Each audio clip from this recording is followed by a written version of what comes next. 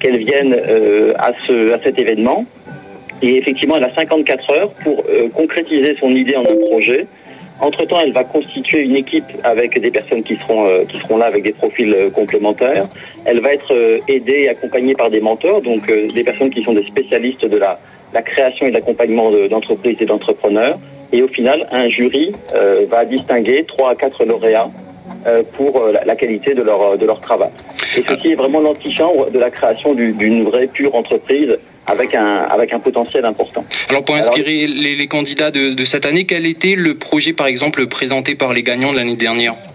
Alors le lauréat de l'année dernière était une personne qui s'appelle Vigilo Haro, qui est un doctorant réunionnais qui avait conçu une idée de bande dessinée sonorisée. Concrètement, la personne pouvait regarder la bande dessinée et la bande dessinée était sonorisée. Au moment où elle regardait par exemple une bulle, on entendait par exemple le son bang quand c'était une détonation. Voilà. Il va falloir encore faire beaucoup d'efforts pour surprendre cette année. Et en plus, comme il y aura pas mal d'équipes, une centaine de candidats, c'est ça, donc pas mal d'équipes.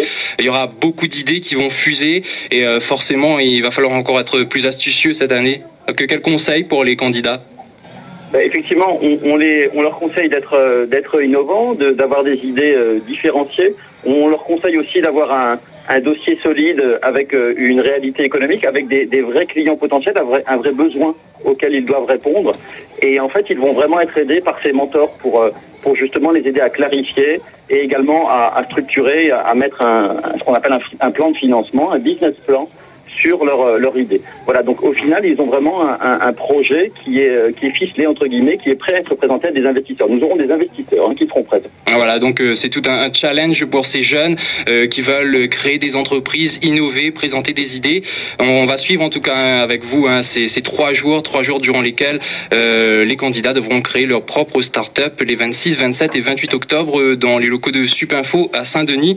Eh bien écoutez, on arrive au terme de cette interview. Merci beaucoup en tout cas d'avoir été avec nous, Richard Touré, donc co-organisateur de cette manifestation durant tout le week-end. Merci beaucoup.